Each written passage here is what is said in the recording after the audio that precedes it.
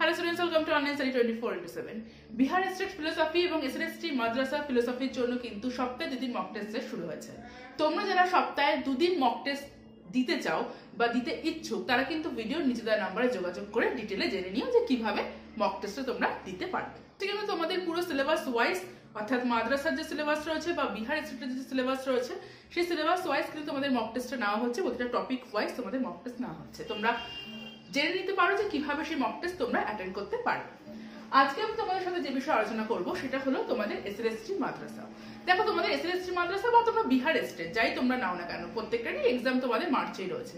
SST মাদ্রাসার জন্য তোমাদের হাতে রয়েছে আর 30 দিন।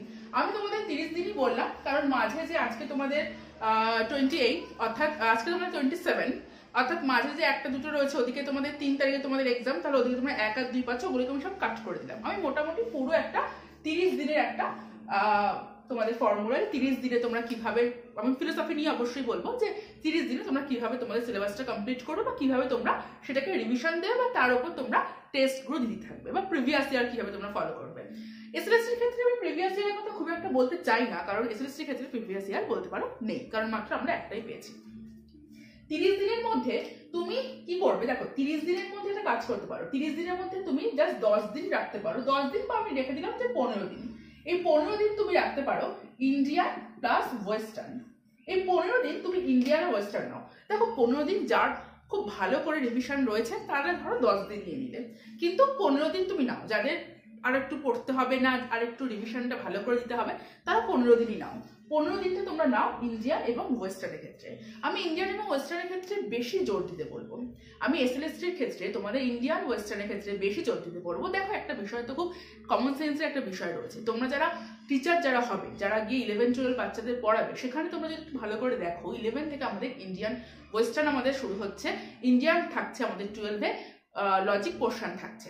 তো যে বিষয়গুলোর উপর তোমাদের মেইনলি জোরটা আসবে এক্সামে, যে বিষয়গুলোর উপর বলতে পারো যে কোশ্চেন বেশি আসবে, সেই বিষয়গুলোর উপর সবসময় জোর দেবে। ইন্ডিয়ান এবং ওয়েস্টার্নের উপর 15 দিন নিয়ে নাও। ইন্ডিয়ান ওয়েস্টার্ন পুরোপুরি তোমরা রিভিশন দিয়ে যত তোমরা মক টেস্ট পারো মক টেস্ট তোমরা দিতে থাকো। মক টেস্ট আমার চ্যানেলে নেওয়া হচ্ছে, আমি বারবারই বলছি এই চ্যানেলে মক টেস্ট নেওয়া হচ্ছে।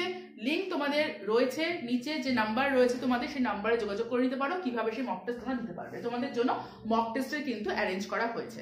প্রতি সপ্তাহে তোমার 2টো করে মক টেস্ট তোমরা দিতে পারবে, প্রতিটা টপিক ওয়াইজ। ইন্ডিয়ানের টপিক থেকে নেওয়া হচ্ছে, ওয়েস্টার্নের লজিক, এথিক্স, হোয়াটএভার, সাইকোলজি। এই গেল 15 দিনের কথা। 30 থেকে 15 দিন বাদ।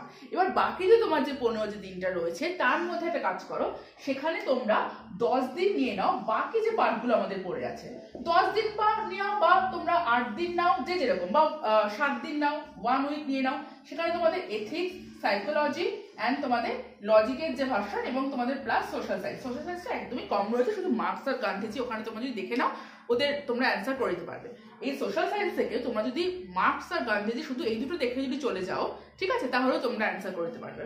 আর এথিক্স থেকে তোমরা যদি পানিশমেন্ট যে চ্যাপ্টারটা রয়েছে, পানিশমেন্ট আর তোমরা এথিক্সের হচ্ছে উপযোগিতাবাদ, সেখানে যা যা আছে, সুখবাদ, এইগুলো দেখে গেলেও তোমরা কিন্তু এথিক্সের যা ওরা কোশ্চেন আসবে তোমরা কভার করতে পারবে। বোঝা গেল? তার মানে তোমাদের সোশ্যাল থেকে, সোশিওলজি থেকে তোমাদের শুধুমাত্র মানে সোশ্যাল যে পার্টটা, সেখান থেকে শুধুমাত্র তোমরা যদি মার্কস আর যদি তোমরা যদি গান্ধী যদি তোমরা পড়ো, ঠিক আছে, আর এখান থেকে তোমাদের যে পানিশমেন্ট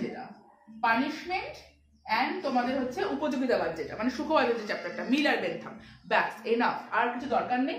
এখান থেকে তোমাদের সাইকোলজির যে পার্টটা, সাইকোলজি পার্টটা থেকে তোমাদের মেন যে তোমাদের যে তত্ত্বগুলো যেগুলো রয়েছে, তত্ত্বগুলো যেগুলো তোমাদের দেখবে সিলেবাসের তত্ত্বগুলো দিয়ে দিয়েছেন, যে কি কি তোমাদের তত্ত্বগুলো, সেই তত্ত্বগুলো কনসেপ্টগুলো পড়ো, কে দিয়েছে, ব্যাস এই পর্যন্ত পড়লে এনাফ। ডিটেলে গিয়ে পড়ার দরকার নেই, কারণ তোমাদের কোশ্চেন এসএলএসটির ক্ষেত্রে খুব একটা ডিটেলে গিয়ে আসবে না।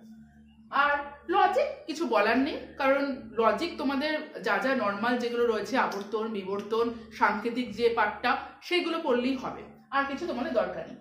মেনলি জোর দিতে বলছি ইন্ডিয়ান এবং ওয়েস্টার্নের উপর। ইন্ডিয়ান এবং ওয়েস্টার্নে কিছু ছিল না, সবকিছু ভালো করে পড়ো। ইন্ডিয়ানের ক্ষেত্রে মেনলি তোমরা ন্যায়, সাংখ্য, মীমাংসা, জৈন, বেদান্ত, যেগুলো থেকে কোশ্চেন আসতে পারে। বেদান্তে অবশ্যই শঙ্কর এবং রামানুজ, এই দুটোই বলা হয়েছে।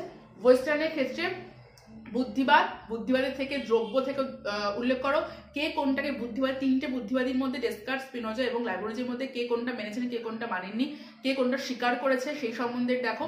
ইন্ডিয়ানের ক্ষেত্রে একটা খুব মোস্ট ইম্পর্টেন্ট যে আত্মা সম্পর্কে কে কে ইন্ডিয়ান স্কুল কোন আত্মা সম্পর্কে কি বলেছেন, আত্মা সম্পর্কে প্রত্যেকটা ইন্ডিয়ান স্কুলে কি মত সেগুলো একবার করে জাস্ট ঝালাই করে নেবেন।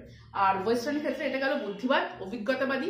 ওয়েস্টার্নের ক্ষেত্রে কিন্তু বাদ দিও না যা যা রয়েছে, কারণ দেখো ইন্ডিয়ান ওয়েস্টার্নের ক্ষেত্রে কোথা থেকে কোশ্চেন আসবে আমরা জানি না, কারণ ইন্ডিয়ান ওয়েস্টার্নের যে চ্যাপ্টারগুলো যেগুলো রয়েছে সবই আর কিন্তু আমাদের 11-12 পার্ট। আমি এই কারণে 11-12টা বারবার মেনশন করছি, তোমাদের পড়াতে হবে কি 11-12, তাই তারা সেই লেভেলেই তারা কোশ্চেনটা রাখবে, মানে সেই লেভেলে বলতে গেলে ইন্ডিয়ান ওয়েস্টার্ন থেকে বেশি মাত্রায় রাখবে।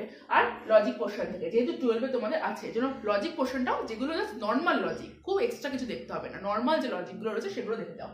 এথিক্স এবং সাইকোলজি এবং সোশ্যাল পলিটিক্যাল থেকে তোমাদের আমি বললাম কি কি পড়তে হবে।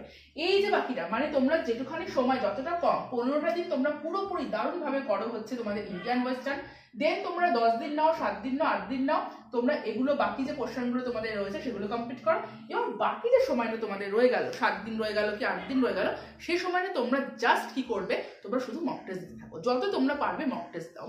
তাহলে তোমাদের কি হবে, নিজের সময় জ্ঞানটা বাড়বে, নিজেরা তোমরা বুঝতে পারবে তোমরা কতটা কারেক্ট করতে পারছো, ওই সময়ের মধ্যে বসে কতটা তোমাদের মনে পড়ছে, বা নিজেদের একটা প্রিপারেশনটা খুব ভালো মতো বোঝা যায়। মক টেস্টের জন্য আমি বারবারই বলছি, তোমাদের কিন্তু এই চ্যানেলে মক টেস্ট রাখা হয়েছে, তোমরা যারাই মক টেস্টের জন্য ইন্টারেস্টেড তারা কিন্তু নাম্বারটা যোগাযোগ করে জেনে নিও যে কিভাবে কি মক টেস্টের যে আয়োজনটা তোমাদের জন্য করা হয়েছে।